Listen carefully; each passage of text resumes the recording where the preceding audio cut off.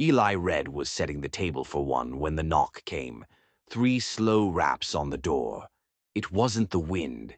The wind screamed. This knocked. Eli froze, fork halfway to the single plate. His eyes shot to the rifle over the hearth. Visitors didn't come this far out, not in winter, not to a man who had nothing left to give but grief. The knock came again, softer this time, almost apologetic. That just made it worse, made it human. He moved slow, silent, grabbing the rifle. The stock was cold against his shoulder. He crept to the frosted window, wiping a small patch clear with his thumb. What he saw made his blood run cold. Not bandits, not lawmen. Worse, a canvas-covered wagon, one wheel splintered and broken. A woman holding a bundled infant. 2 older children standing behind her in the falling snow, shrinking into themselves. Their breath clouded white in the dying light. He could wait. He could pretend he wasn't home. They'd move on or they'd freeze. People had done worse to survive. He'd done worse. But then the smallest child, the boy, doubled over. A deep, wet cough that cut right through the cabin walls. A sound like a graveyard. Eli's hand moved to the bolt before his mind could argue. He cursed himself.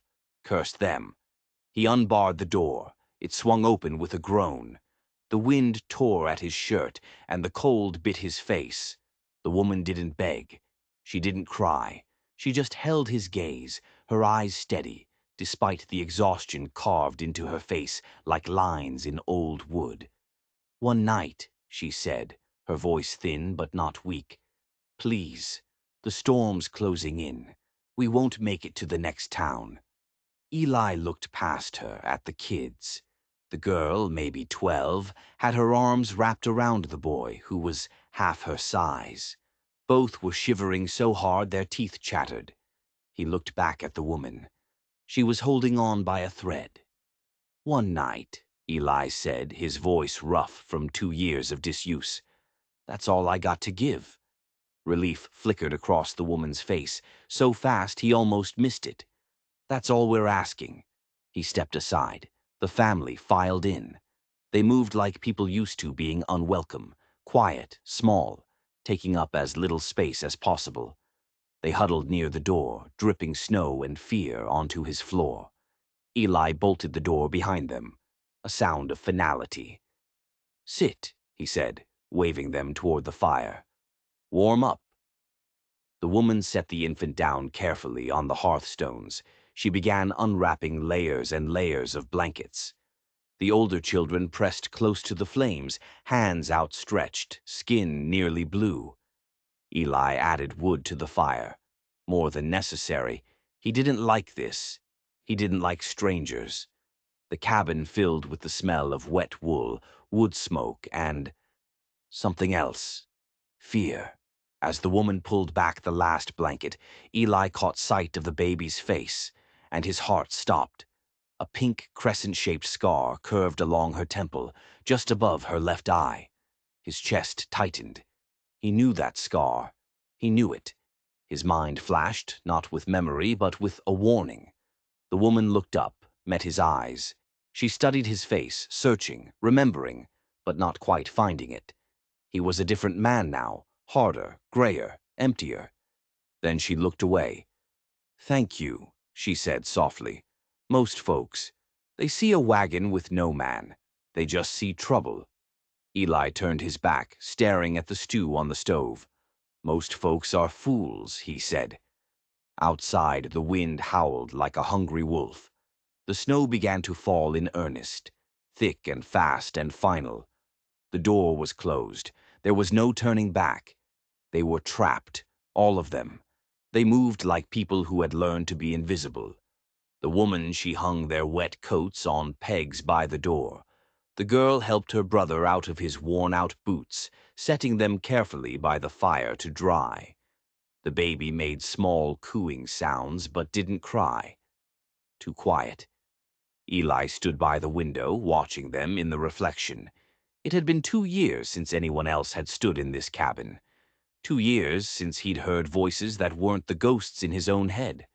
"I'm Sarah," the woman said, breaking the silence. It made him jump. "This is Hope. This is Tommy. And the baby is Lillian." Hope was the older girl, thin and serious, with her mother's steady, unsettling eyes. Tommy looked about 9, all elbows and nervous energy, his eyes darting everywhere. Lillian, the baby, just watched Eli from her mother's arms. "Eli," he said. He didn't offer his last name. They didn't offer theirs. A fair trade. "We're headed to my sister's homestead," Sarah continued, volunteering information he didn't ask for. 2 days north. Wagon wheel cracked on the frozen ground about a mile back. "Storm came early," Eli finished for her. She nodded. "We'll be gone first light, if the weather clears." Eli didn't answer. He looked out the window. The weather wasn't clearing. It was settling in for a war. They both knew it. A lie, right from the start. Tommy stepped closer to the fire, tilting his head. "You deaf in that ear, mister?" "Tommy," Sarah said sharply. But Eli just nodded, touching the scar tissue of his left ear. "War." Tommy's face went solemn. "My paw died in the war, too." The room went quiet, deathly quiet. Sarah's hands tightened on Lillian. Hope stared at the floor. "I'm sorry," Eli said, and he meant it. Tommy shrugged, trying to look brave, but his lip trembled. "Ma says he's in heaven, says he's watching over us." "I'm sure he is," Eli lied. He turned back to the stove. He ladled stew into bowls. 4 more bowls than he was used to. It wasn't much, just beans and salt pork. But it was hot. He set the bowls on the table, 1 for each of them. Sarah's eyes widened. You don't have to." "You're here," Eli said. "Might as well eat." They sat. Sarah said a quiet grace, her voice a low murmur. The children ate like wolves, fast, desperate. Eli watched them from across the table. The baby's scar caught the firelight every time she turned her head. That scar. He'd bandaged that wound himself. 6 years ago. A spring flood. He'd pulled a young couple and their infant from a raging flooded river. Wrapped the baby's bleeding head with a strip torn from his own shirt. The couple had begged for his name. He'd refused. He'd ridden off before they could follow. He looked at Sarah now. Older, worn, but still her. She didn't recognize him. Good. The man who'd pulled her from that river had believed he was worth something. This man knew better. "You've been kind," Sarah said, breaking into his thoughts. "We won't be a burden. I promise." "You're not," Eli said. But even as he said it, he felt the weight of the lie. They were a burden. A burden he hadn't asked for. And that scar. It wasn't just a memory. It was a warning. That night, after the family had settled on blankets by the fire, Eli lay awake in the loft. He could hear them breathing. Sarah's slow and steady. The children's lighter and faster. He'd given them his bed. He took the loft. He needed the high ground. He lay with the rifle by his side. Outside, the storm howled, and inside, something that had been dead for 2 years began unwillingly to wake. He didn't just remember the flood. He remembered the man, Sarah's husband. He'd been clinging to the wagon, screaming. Not for his family, but for a strong box that was sinking in the mud. Eli hadn't just saved them.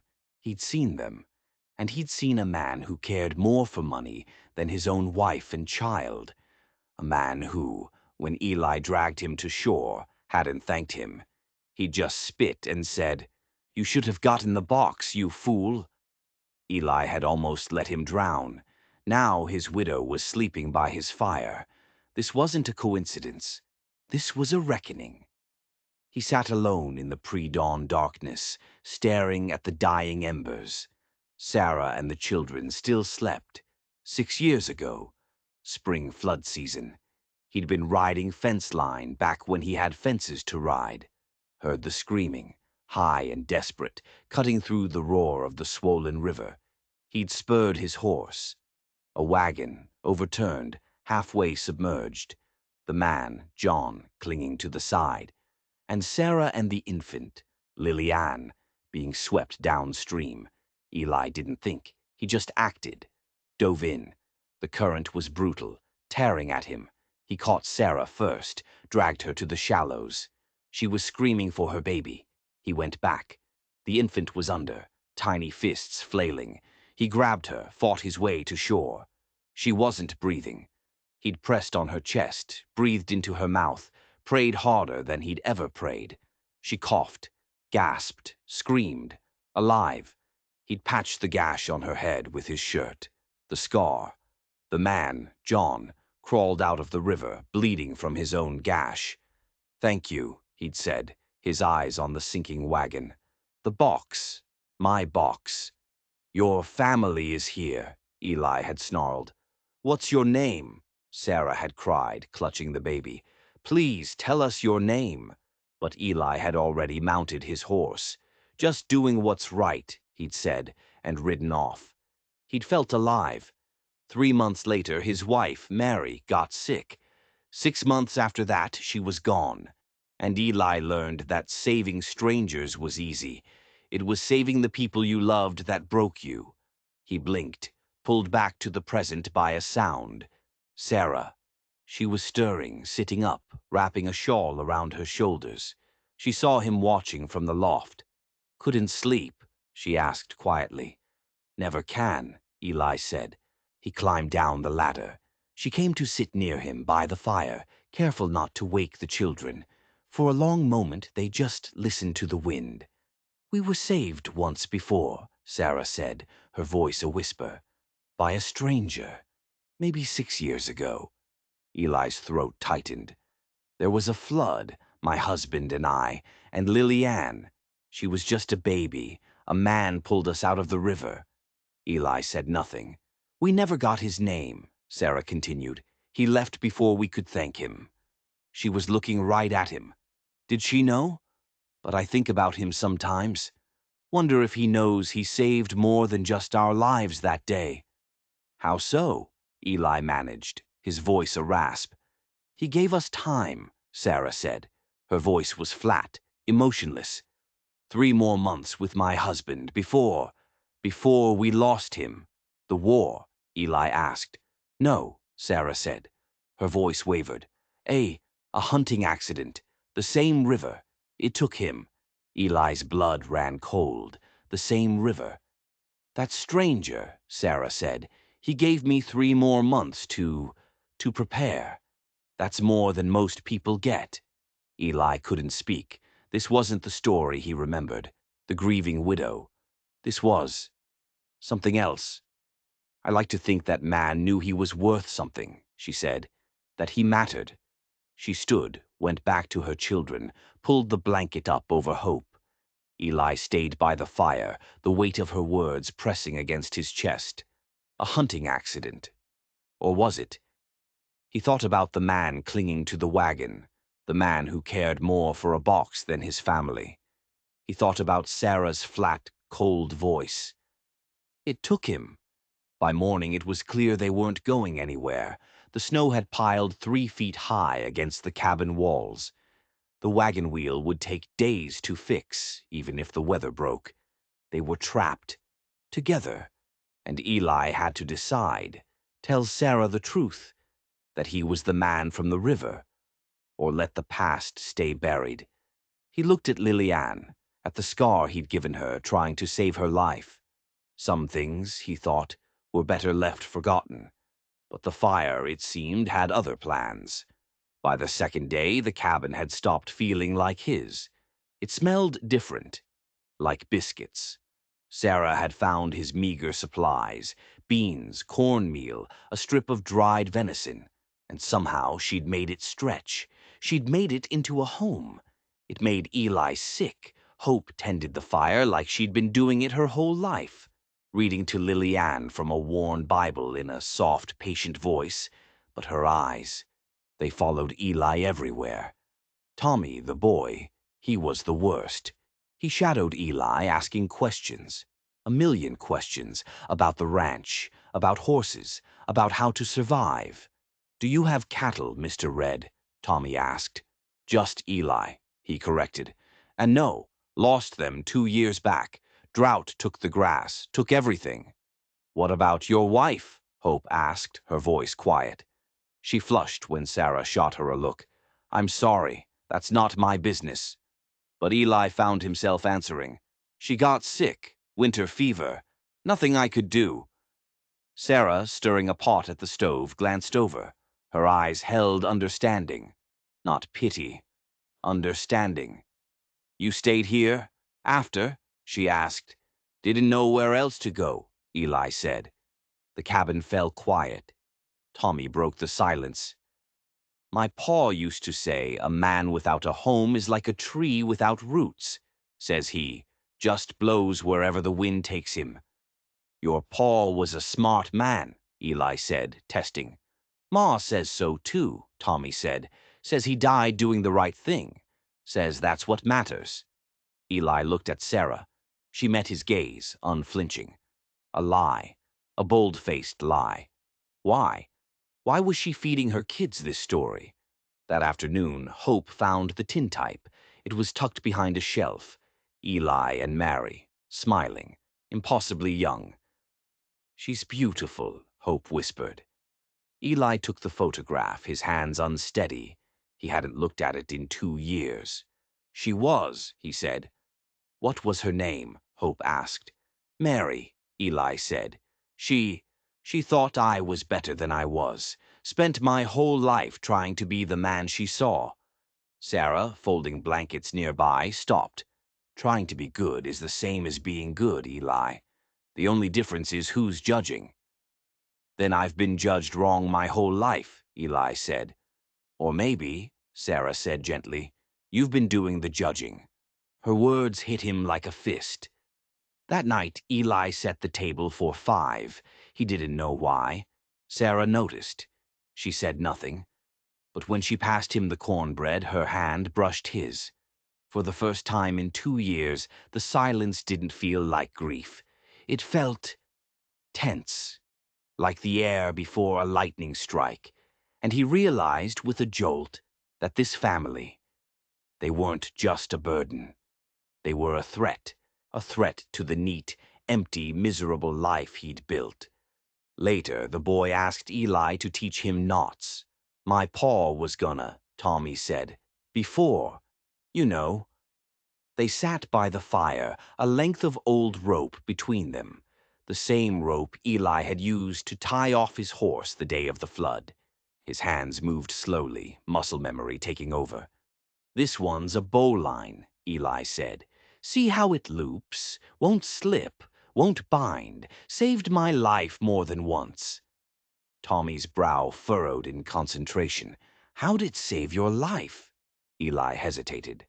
He looked at Sarah. She was watching. "Pulled a family out of a river once," he said, his voice low. "This knot held when the current tried to take them." Tommy's eyes went wide. "You saved people?" "Long time ago," Eli said. "That makes you a hero," Tommy said. Eli's jaw tightened. "Heroes don't let their wives die." The words came out harsher than he meant. Tommy flinched. Sarah looked up, her face sharp. "Eli." But he stood, walked to the window, stared out at the endless white. A moment later, Sarah was beside him.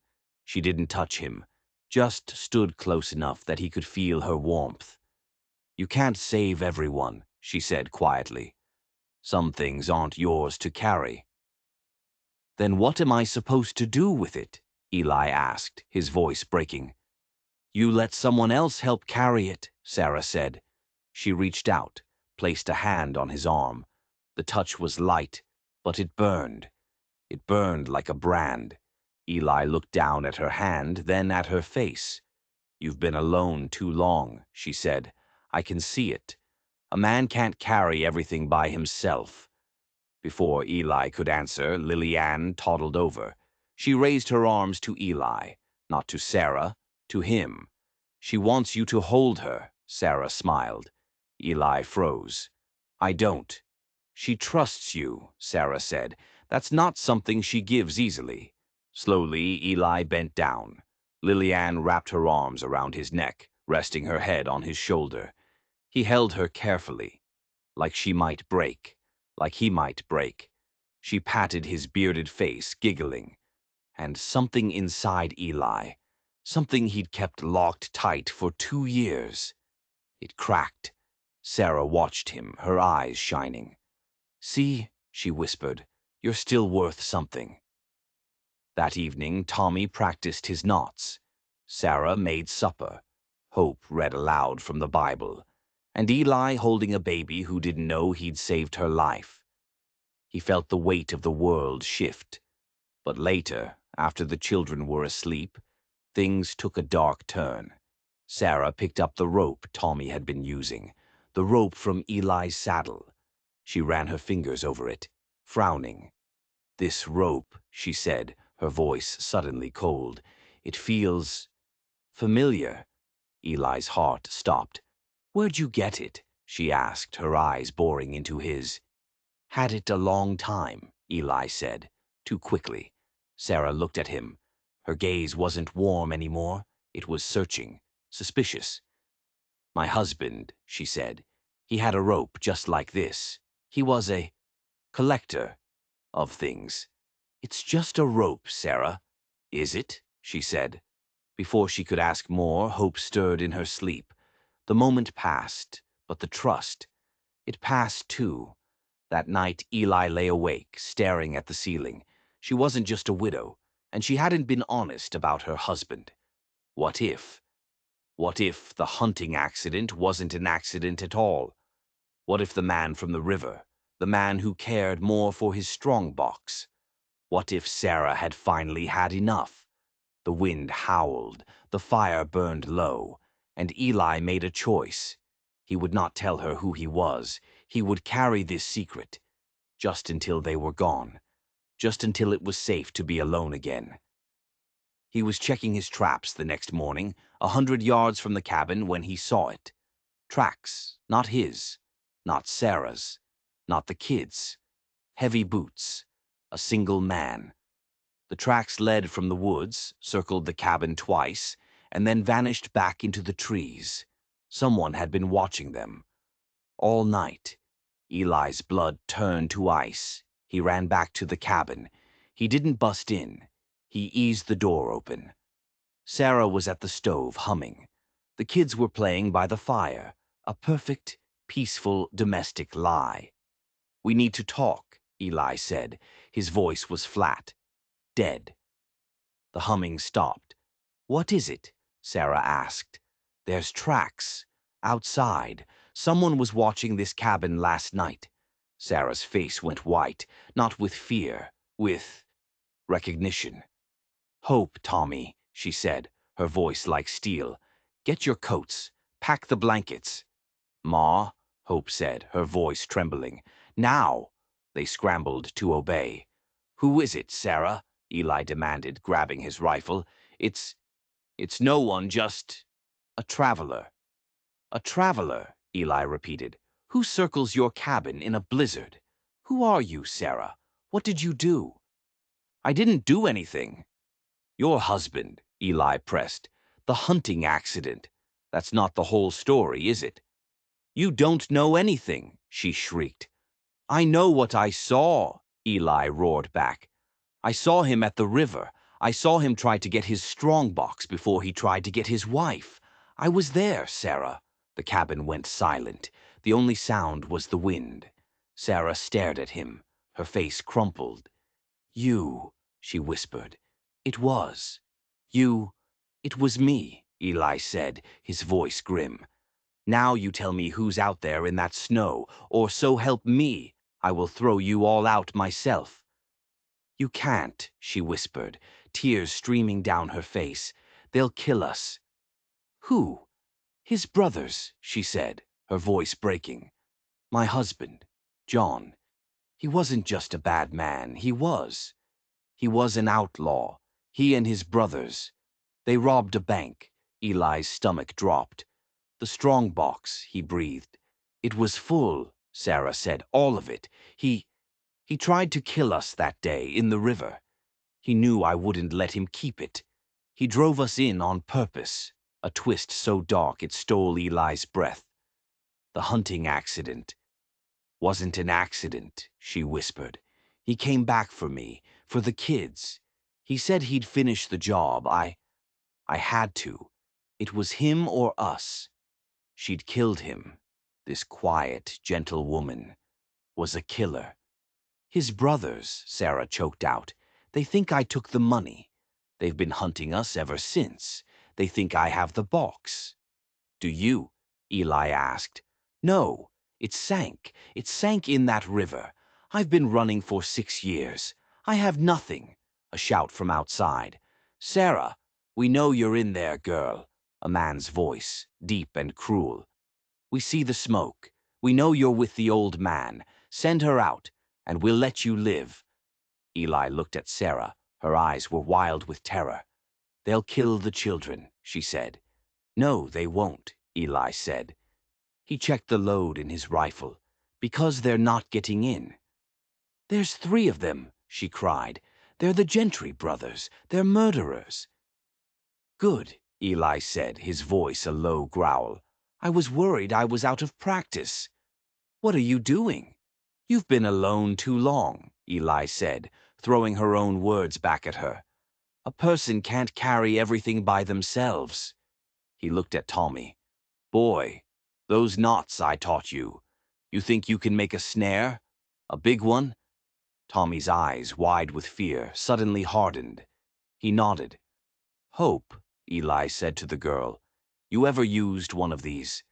He handed her his old skinning knife. She took it. Her hand didn't even shake. My paw taught me, she said, her voice a thin, cold whisper. Eli smiled, a real smile.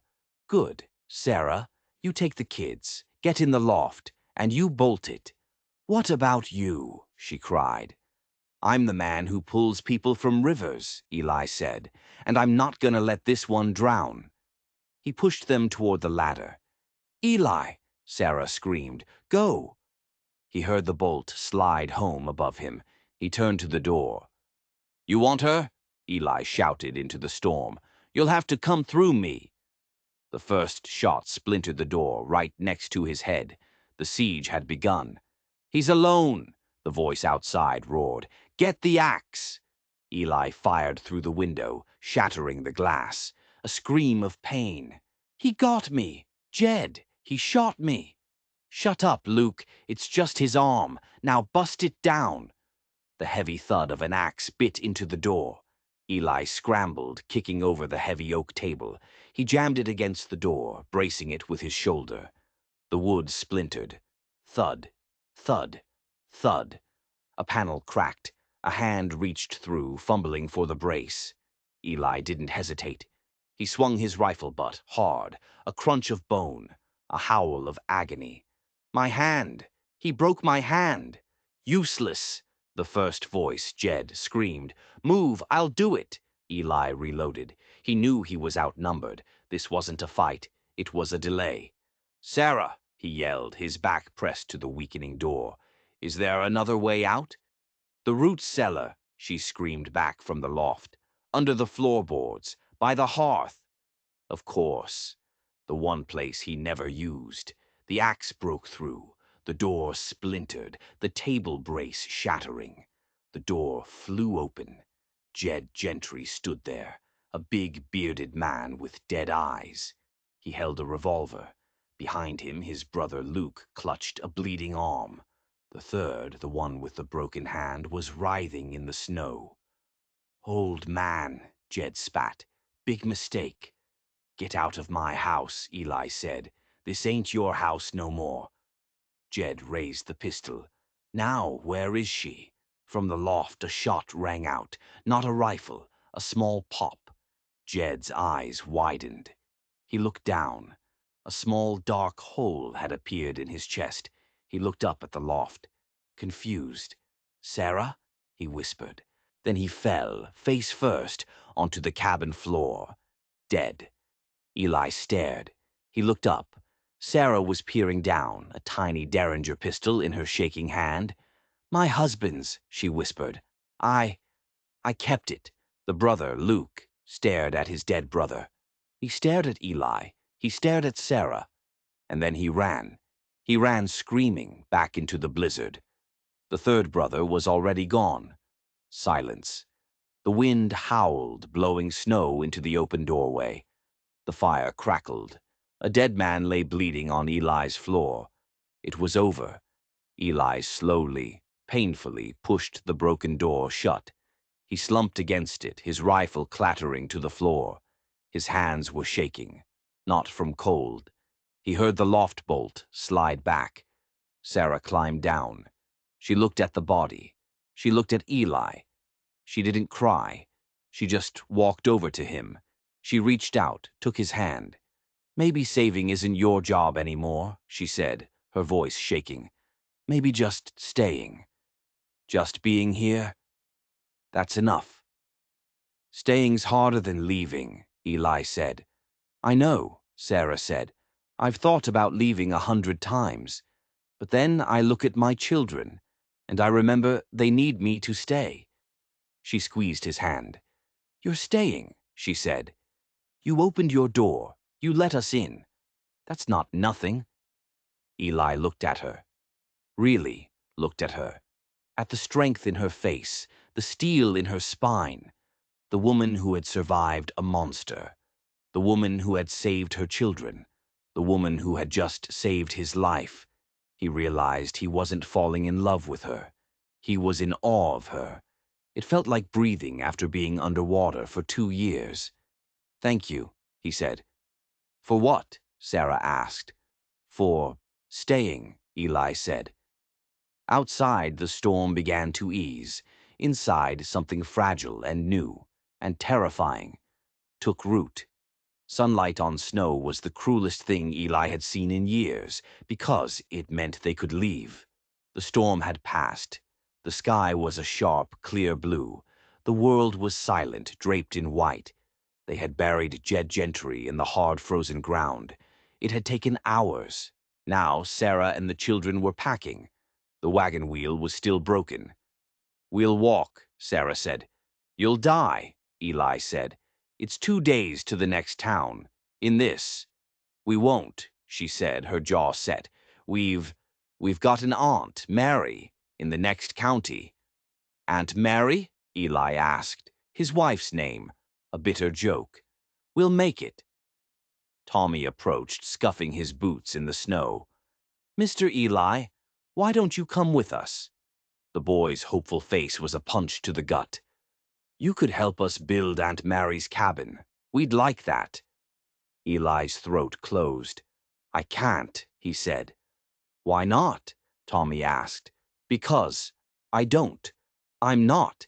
Eli stopped, unable to find the words. Hope stepped forward. "You don't want us." Her voice was small, but it cut him. "That's not it. It's okay," Hope said. "We understand. We're trouble." She didn't understand. None of them did. He wasn't pushing them away because he didn't want them. He was pushing them away because he wanted them too much. And he knew what happened to things he wanted. They died. "Sarah," he said, turning to her. "The strong box, the money. What if the other brothers come back?" "They won't," Sarah said. "Not for a while. They're cowards. They'll run. But they'll tell people. They'll tell his family. So you'll always be running." "Until my children are safe," she said. "Yes." She finished tying a bundle. "We're ready." They stood at the door, a broken, shattered family, and a broken, shattered man. "Goodbye, Eli," Sarah said. She didn't touch him. She just looked at him, her eyes full of things he couldn't name. Regret, gratitude, and a deep, profound sadness. "Goodbye, Sarah." He watched them walk away. The 3 of them. Hope, tall and straight. Tommy, trying to be brave. And Sarah carrying Liliane, walking into a sea of white. Eli closed the door, the broken, splintered door. He walked to the table. It was still set for 5. He stared at the empty chairs, at the stains on the floor where Jed Gentry had fallen. The silence was unbearable, not peaceful, not restful, just empty. He'd gotten what he wanted. He was alone again. He sank into his chair, put his head in his hands, and for the first time since Mary died, Eli Red wept. He cried for his wife. He cried for the man he used to be. And he cried for the family walking away in the snow. He sat there for an hour, or maybe it was a minute. Time had stopped. Then a sound, a scratching, at the door. Eli's head snapped up. His hand went to his rifle. "Eli?" It was Sarah's voice, small, afraid. He ran to the door, tearing it open. She was standing there, alone. "Where are the kids?" he said, his heart pounding. They're by the wagon, hiding." "What is it? Did they come back?" "No," Sarah said, her voice trembling. It's Lillian." She held out the baby. The child was pale. Her lips were blue. She wasn't just cold. She was. Still. She stopped breathing, Sarah choked out. Just now, I don't know what to do." Eli grabbed the baby. She was limp, cold. He'd felt this before. The river. "She's not breathing," Eli said. "I know," Sarah shrieked. "Get inside," he commanded. He laid the baby on the table set for 5. He pressed on her tiny chest. He breathed into her mouth. "Come on," he whispered. "Come on, Lillian. Don't you do this." He breathed again. "Don't you do this to her. Don't you do this to me." He pressed. He breathed. Nothing.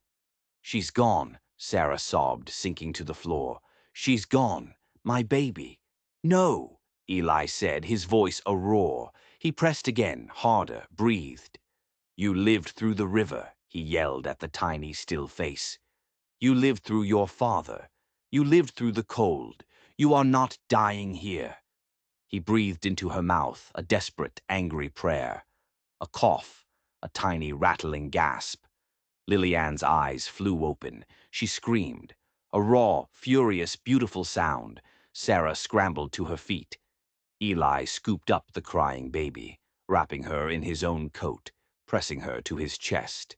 He held her out to Sarah. His hands were shaking so hard he could barely let go. Sarah took her, clutching her, sobbing into her blankets. How did you? I learned," Eli said, his voice breaking, "on the river, with her." He looked at Sarah, at this woman who had been to hell and back. "You can't go," Eli said. "We have to," she whispered. "No," Eli said. "You're right. His brothers. They'll be back. Or they'll tell someone who will. You can't run far enough." "So what do we do?" she cried. "We stop running," Eli said. He looked around his broken cabin. This place is just wood. It's not a home." He looked at her. "We'll take the wagon. We'll fix it. And we'll go." "Go where?" "I don't know," Eli said. "North, west, somewhere. Somewhere new. Somewhere they can't find us. You'd do that. You'd come with us." "I didn't think," Eli said. "I was the kind of man anyone would want around." He touched Lillian's face, her scar, his scar. "But if you'll have me, if you'll let me, I'll help you build that cabin." His voice broke. "I don't want to be alone anymore," he said. "I don't want to just survive. I want to live." Sarah's face crumpled. She didn't move. She just looked at him. "We've been waiting for you to come home," she said. From the doorway, a whoop. Tommy and Hope. They ran in, tackling Eli around the waist, all 3 of them falling to the floor in a heap. Lillian laughed. Eli looked at them. This family. His family. The one he'd saved from the river. The one he'd saved from the cold. The one who had, in turn, saved him from himself. "Thank you," he said. "For what?" Sarah asked, tears streaming down her face. For coming back, Eli said. She kissed his forehead. We'll always come back. Eli looked around the room, at the broken door, the dead man's blood on the floor, the empty table. It didn't matter. Home wasn't a place. It was people. And Eli Red, for the first time in years, was finally home. By the time the wildflowers came, the cabin was gone. Eli, Sarah, and the children had worked for a week, salvaging what they could. They'd fixed the wagon wheel. They'd buried the past. And they'd rolled north. They found a valley, green and hidden, watered by a river that ran calm and clear. They built a new cabin, not just with wood, but with hands that knew how to hold on. Eli taught Tommy how to build, how to measure twice and cut once. Hope planted a garden, coaxing life from the new earth.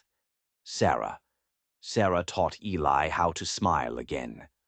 One evening, as the sun set over their new home, Lily-Ann toddled over to Eli. She climbed into his lap. She traced the scar on her temple. Then she reached up and traced the scar on his ear. Same, she said. That's right, Eli said, his voice thick. We're the same. He held her close, no longer afraid. Across the fire, Sarah watched them. Her eyes said everything words couldn't. Some men are saved by water, some by fire. Eli Red was saved by a family who refused to forget him, and in remembering, they taught him how to live. The past doesn't have to be a prison. Sometimes it's just a scar, a reminder that you survived, a reminder that you're strong enough to heal, and a reminder that you're never, ever truly alone.